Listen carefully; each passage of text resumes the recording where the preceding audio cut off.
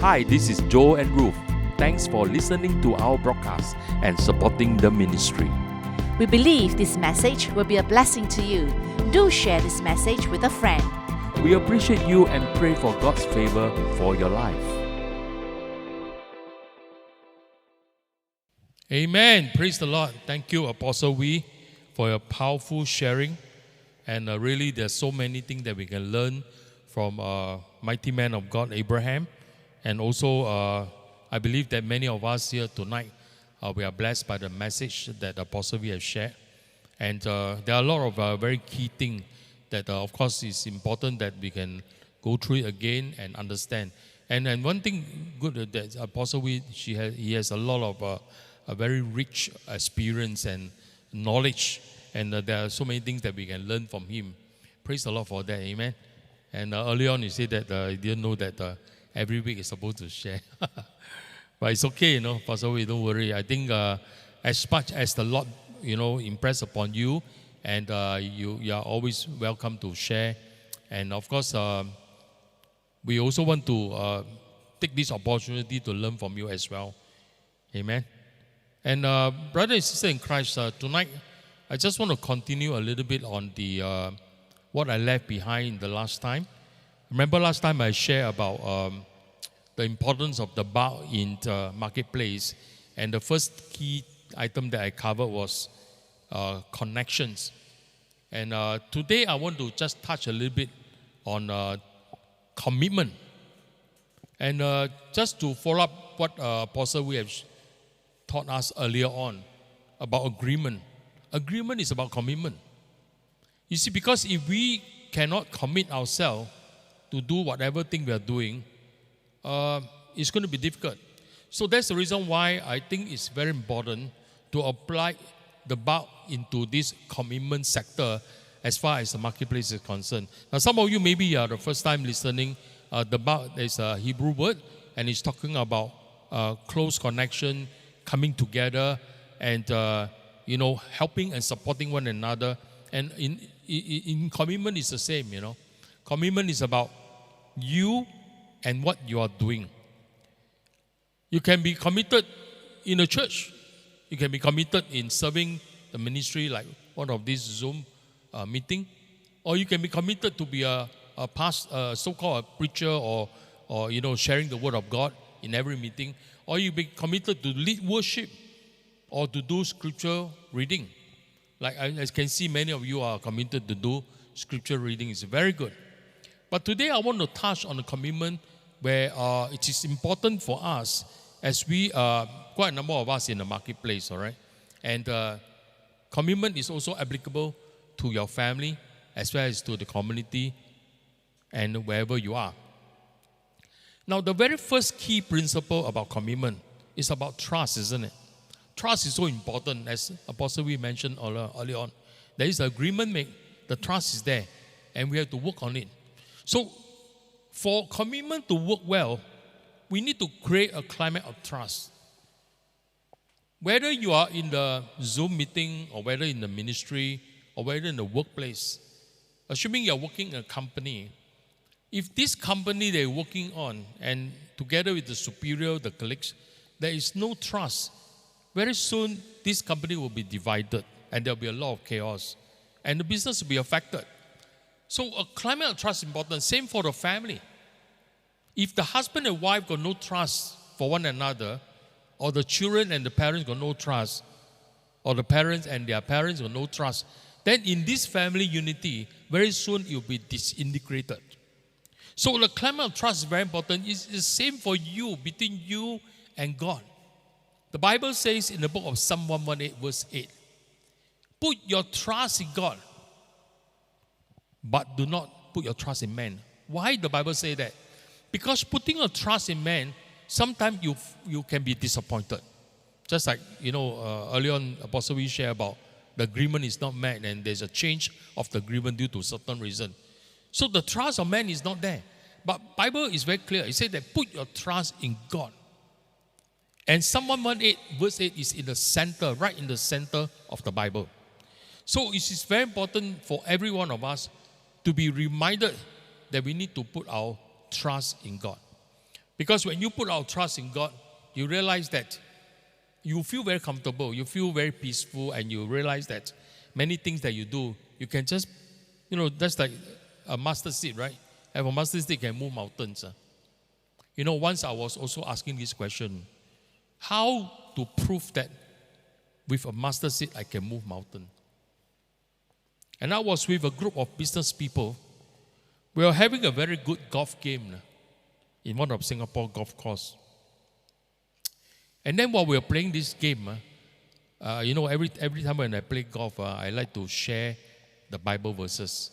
So one game you have about 18 holes, right? So I normally prepare about 18 Bible verses. But somehow God give me some good memory, so I can apply the Bible verses on the spot effectively. And most of these business people with me, they are not believers actually, but they're nice people. So I always try to evangelize and share the word of God with them. So once we're at this golf course and I saw a mountain right in front. And then I see this mountain, I say that, the Bible says the mustard seed, if you have the faith of the mustard, you can move mountain. So these people are wondering, I say, what is this? How come you can move mountain? So I said, now you look at the mountain, right? All of us, you can see the mountain. And then later on, when we move to another angle, we look again, the mountain disappears. So I told them, you see, you have the mustard seed to believe you can move mountain. It's not illusion, but it's a different orientation, a different angle.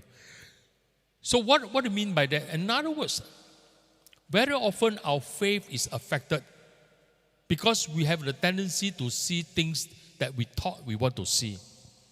But don't forget, the Bible says that, faith is like, grabbing faith is by hearing the word of God, right? And the evidence of things not seen. So in other words, faith is like grabbing the unrealistic hope and bringing into realm of reality. So today, you don't see yourself to be a successful person at this moment. But you truly believe that one day will come that you will become a very successful person. Amen? So how are you going to do it? Then I'm going to look at some of the very successful people.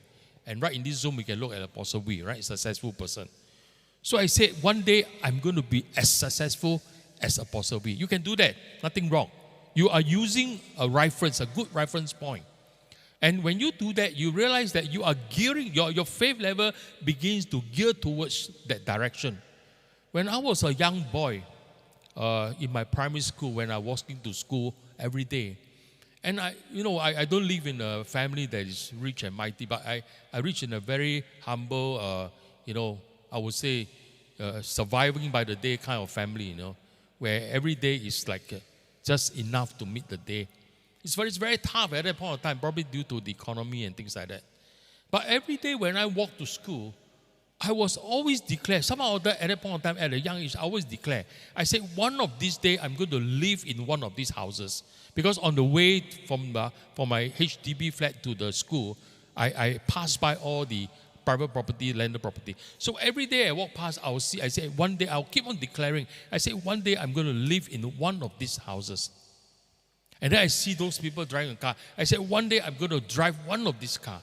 Now, I was only a primary 6 young boy. I don't even have a pocket money, Maybe 1 cent, 5 cents. Those days, 5 cents, very good. I can buy a bowl of nice noodle. So I just go by that, by faith. And I just do it. But I'm making a declaration to increase my faith level, to believe that I can grab the unrealistic hope and bring it into the realm of reality. Of course, it takes time. But many years forward, eventually I succeeded in having my own house, having my own car. And I believe that because of the faith level, and I believe that every one of us here in this Zoom, you can do likewise. Amen? So remember, build a climate of trust between you and God, in your family, in your workplace, and you realize that you will see a lot of breakthrough. Looking at team strength is another area of trust. Of course, every one of us, we have different talent, different abilities. Some can dance, some can sing, some can preach, some can draw. Oh, every one of us, we have different kind of capability. God has given us talents. So we need to look at the team strength. Where are the areas that we can tap the strength in? If the person is very good in worship, we will bring in the worship team. If the good person is very good in dancing, I see one of our sister here always dance, and then leading everybody following. Wow, praise the Lord. Very elegant, very nice, beautiful. Oh, that is a talent that God has given. And the rest of people will be affected and they will follow. Amen. And of course, not every one of us can be like perfect. Amen. There will be areas of improvement, but identify and work on it. We have to identify and work on it. We cannot just take it for granted, oh, this is what I can do best. No, I believe we can do better. There was a medical kind of a study. They realized that the human brain, no matter how much memories, how much analytical power used, you're only consuming, or rather you're using only 10% of your memory capability. Only 10%. And what happened to the 90%? Is spare, right?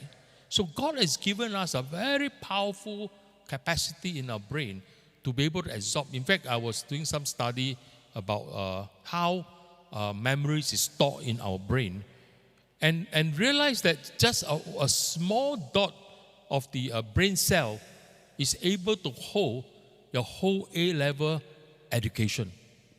One small dot. One of these days, if I've got a chance, I'll preach on that and share with you.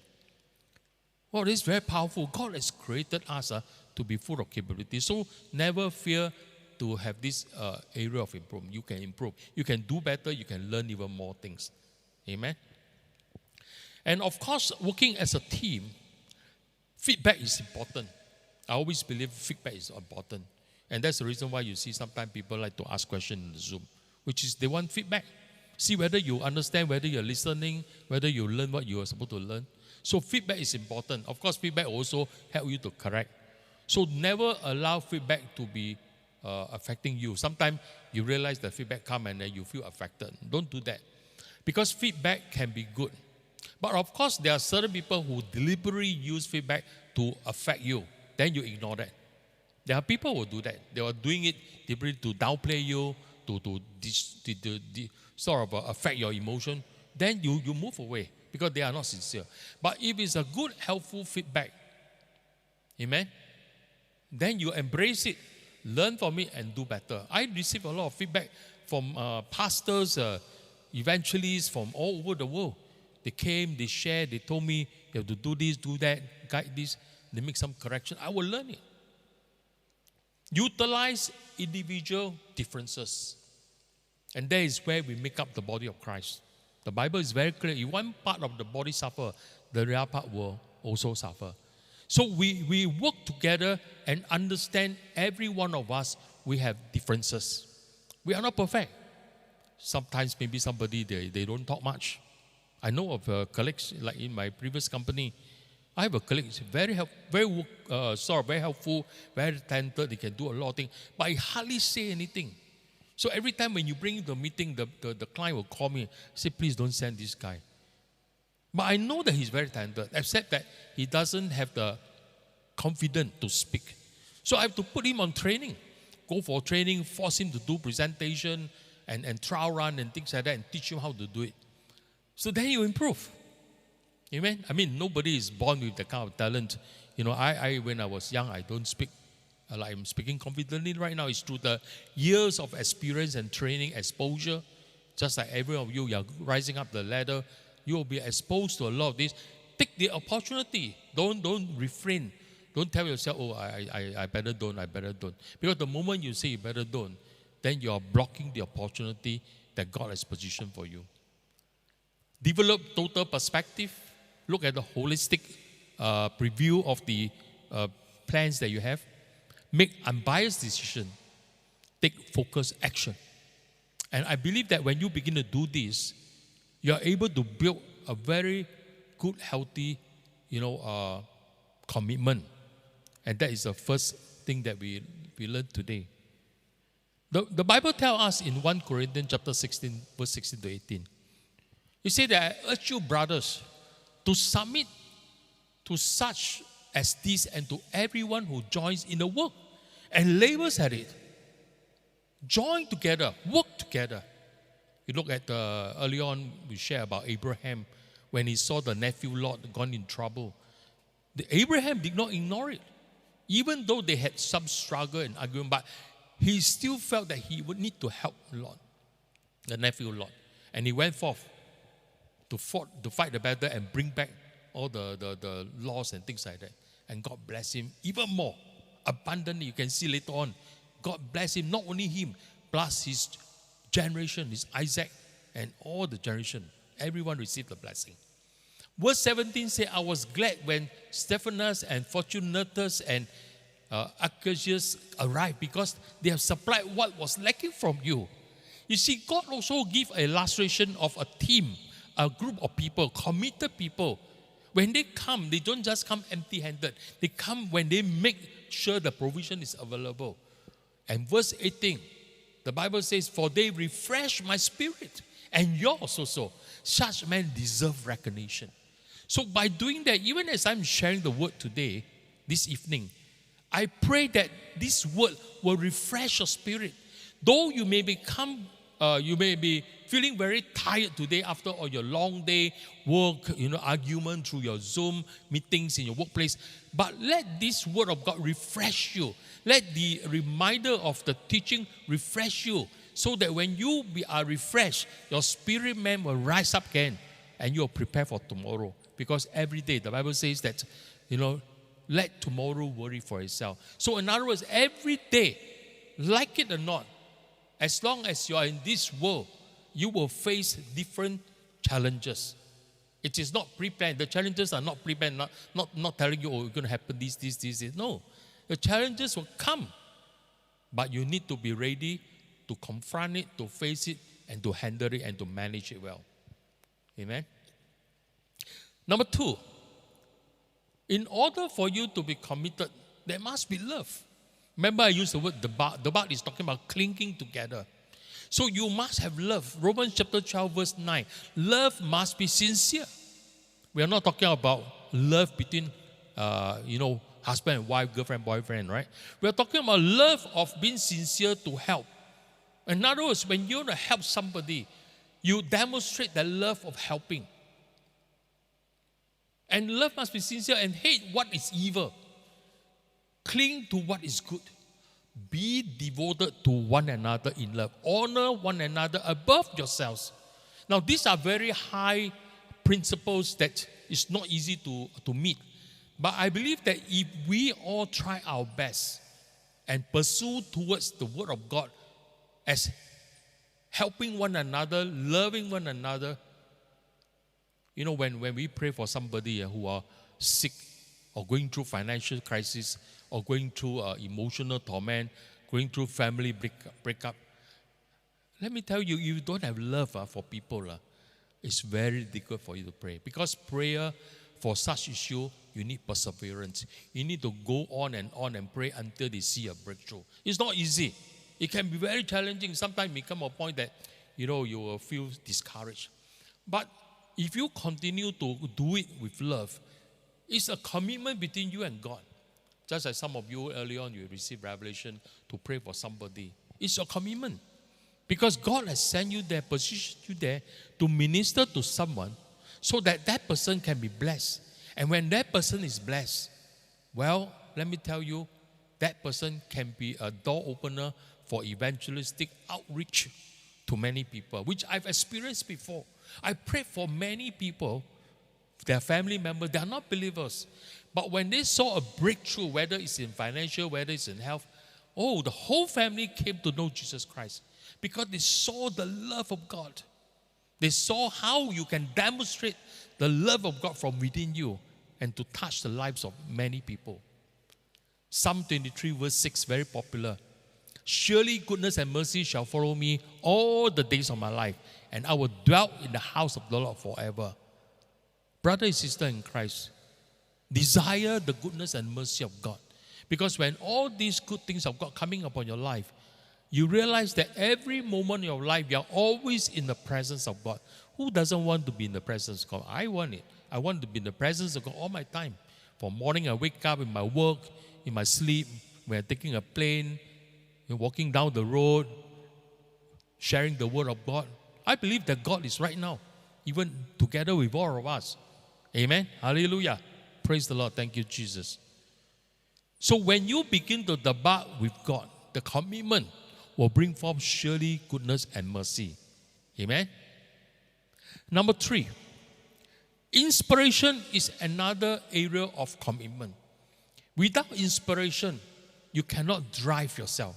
Inspiration is like a passion that is within you to push you to do the extra mile, to go forward and do something. Some explanation is said that the inspiration is the process of being mentally stimulated to do or feel something, especially do something creative. Why there are so many inventors, scientists, medical professionals, or even laymen, they are able to invent something because of inspiration. Amen. When you have inspiration, you can do a lot of things. Once I was talking to this guy. He's not like a very highly educated person, but he was very successful. So I began to understand his story. And he's saying that all I need to do is to find a way for me to produce something that there is a demand in the market. Easy to say, right? So at that time, he was doing another business.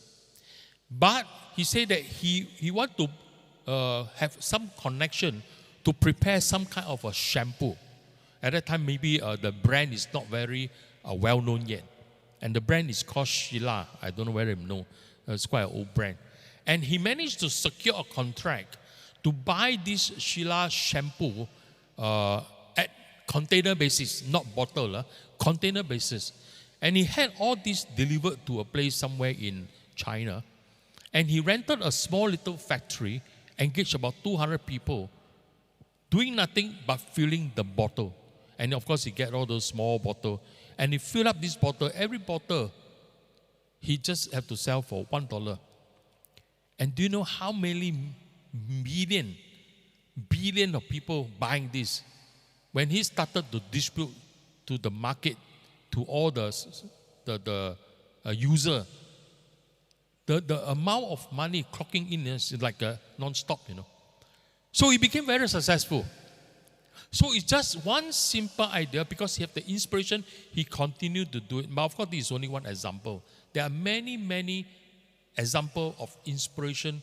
I believe that even right now in this Zoom, many of you here, you are also inspired to do something. You may not know now. You might be thinking of it. You might be creating something about it. But one day, you will find that it will come to pass. Amen? Praise the Lord. Look at all my brothers and sisters in Christ here. I look at you, you are full of potential. And you are going to be inspired and you're going to do something. And I believe that one day I'm going to see your face even appearing in newspaper to be one of the great inventors. Success in doing something very powerful where they impact the lives of people, not just Singapore but worldwide. Amen? That's why we are in this global revival fire. Hallelujah. Praise the Lord. Ecclesiastes chapter 2 verse 10. The Bible says that anything I wanted, I took and did not restrain myself from any joy. I even found great pleasure in hard work. Oh, I didn't know that people find great pleasure in hard work. Do you? Do you find great pleasure in hard work? When you are working very hard, getting tired by your working and working, but you find great pleasure. This is exactly what the Word of God says. Find great pleasure in hard work. This pleasure was indeed my only reward for all my labors. Oh, praise the Lord. I thank God for my wife, Reverend Ruth. She really put in a lot of effort to prepare all the slides, not just for me, for other pastors as well. She's now currently doing a whole set of series of Book of Revelation and beautiful, pictures. And hopefully one day I can use that to teach on the Book of Revelation. So she will put in a lot of work. Sometimes she stayed late. Well, of course, I asked her not to stay so late. But she will do it because of inspiration, because of passion. She wanted it to be done well so that, people are blessed by looking at the slide. And even we do Bible study the same. Now, number 4 is diligent. This is a very common verse for every one of us. And I always want to mention again. Proverbs 10:4 is very clear. Lazy hands make a man poor, but diligent hands bring wealth. God is not saying that we must be poor, right? God did not say that. God said that diligent hands bring wealth. So in other words, we have to work We have to do it intelligently, diligently, and you are going to be successful. Once I was sharing with a brother in Christ. He was praying. He said that, Pastor, I've been praying and praying. Nothing come from heaven. I said, what have you been doing? He said, I just sit at home and pray. I said, sitting at home and pray is not enough. You're going to go and work. Use your bare hands. Go and do some work. Find a job. You know, there's so many opportunities, so many jobs available. You got to go and work. You can pray. But, you know, faith without work is dead. Don't you know that? That is what the Word of God says. A lot of people, they thought pray only, they can see breakthrough. No, you have to work on it. You have to use your talent, your abilities. Amen? And the dictionary explained that diligence is having or showing care and consciousness in one's work or duties. Very, very detailed, very, sort of coming to perfection to do what you need to do. 2 Chronicles chapter 24, verse 13 is a very good verse to remember. The men in charge of the work were diligent, and the repairs progressed under them. They rebuilt the temple of God according to its original design and reinforced it. You can see a lot of buildings, beautiful, nice sculpture. These people put in a lot of work diligently to make sure that it looks good. There are so many iconic towers, building in the world. This is not built overnight. This is involving a lot of diligent people putting the effort together to come up with the art piece, the iconic building, the bridge or whatever it is, you know. A lot of diligent work put together. Ruth chapter 2 verse 17 to 18. The Bible says that Ruth gleaned in the field until evening. Then she threshed the barley she had gathered, and it amounted to about an ephah. In other words, when we are inspired, when we are committed, and we have the passion, we work towards the goal of achievement. And when you bring this principle, not just at home, maybe to your workplace, or even to your ministry, you will see great success. Proverbs 10:5 says that he who gathers crops in summer is a wise son, but he who sleeps during harvest is a disgraceful son. See, all these Bibles is gearing towards telling every one of us that we need to do work diligently and work according to faith and inspiration and put our best. And number 5, eventually, we need to be efficient. Whatever you're doing, if you're not efficient, you can be wasting a lot of time, a lot of reworks. You know, no company would like to employ somebody who do work again and again. Because when you rework and rework again, try again, it's going to cost money and cost resources. So efficiency is important. That's the reason why in every company, not every company, some of the companies, they like to measure your efficiency. In other words, your productivity. Amen? And because of efficiency, we can determine how effective, whether you can optimize your ability, your talent, your time, working and successfully doing in the shortest duration and getting maximum result. So in other words, efficiency is achieving maximum productivity with minimum wasted effort or expense. Well, that is very good. Every employer, whether you're in the manufacturing, in the logistic, in the services, you want to see that. You want to achieve a maximum productivity with minimum wasted effort or expense. And then you become very successful. Because that is what we're going to learn how to do it. 2 Chronicles chapter 3 verse 34, 9 to 10. Then they entrust it to the man appointed to supervise the work on the Lord's temple. The man did the work faithfully. Praise the Lord. And I believe that you are one of those who are doing your work faithfully. Hallelujah. Praise the Lord. Proverbs 12:14. From the fruit of his lips, a man is filled with good things, as surely as the work of his hands rewards him. Again, we are talking about the work. That's why the Bible says that bless the works of your hands. When God bless the works of your hand, you are able to do work and bring reward to you, your family. Do you know that for husband and wife particularly, or even maybe elder brother or sister, your success, your achievement, the way you get things done is a very important example to the family members, you know. When they see you doing that way, they follow. Success will lead another person into success. So when you begin to do things like this, you realize that You're not only doing for yourself, but you're indirectly showing a good example to all the family members working together, and they will be successful as well. In Proverbs chapter 32, verse 29, the Bible says, do you know a hardworking man? He shall be successful and stand before kings. A successful, hardworking man, he will stand before king. And you, I declare in the name of Jesus Christ that you are that person. Amen? You believe you can receive it. Amen? Ephesians chapter 1, 3-4. You are chosen to be blessed. Trust me. Look at the word of God. He said, praise be the God and Father of our Lord Jesus Christ, who has blessed us in the heavenly realms with every spiritual blessing in Christ. For he chose us in him before the creation of the world to be holy and blameless in his sight in love. So brother and sister in Christ, you and I, we are the chosen one. If you are listening to this sermon tonight, I want you to know, to embrace, to understand the importance of the bar in commitment. Commitment is very important. So the 5 pointers that I share with you today, and if you can bring these 5 pointers together with you, wherever you go, whether it's in your family, in your workplace, in your community, in your church, you are going to see success and you're going to see great harvest coming upon your life. Amen. Hallelujah. Praise the Lord. Thank you, Jesus. Amen. All right, let's stretch our hands. We're going to close in prayer. It's already 9. Praise the Lord. Thank you for your time. Hallelujah. Father, we just want to thank you for this wonderful time. Thank you, Lord, for Pastor Eunice. Thank you for Pastor Elder Benji and also Apostle Wee, and also so many brothers and sisters in Christ coming into this Zoom to help. Lord, thank you, Lord, that we can all come together and learn from one another. The Father, Lord, as we go forth, Lord, as we prepare ourselves to go into 2022 in just a couple of days more, the Father, Lord, you will continue to bless the works of our hand. Thank you, Jesus, Lord, because you are good. You are God that is so almighty, a God that will grant us success in everything that we do. And we believe that, Lord, whatever happens, we are not afraid, because we know that, Lord, you are going to help every one of us in the journey that is ahead of us. And Lord, I pray right now that as we come before you, Father, we want to examine ourselves.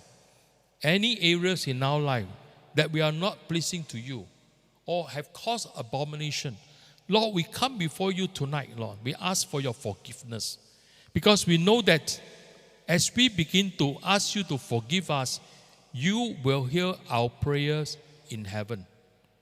And Lord, we thank you, Lord. Thank you, Lord, for watching over us in everything I do. We also want to take this time to commit our children, our family members, our loved ones to you. That, Father, you look after them for us. Your angels will always be by their side, guiding them wherever they go. They may be in school, they may be working, or they may be traveling, driving a car, taking a flight to another country. But Father, we pray that may your protection be upon them.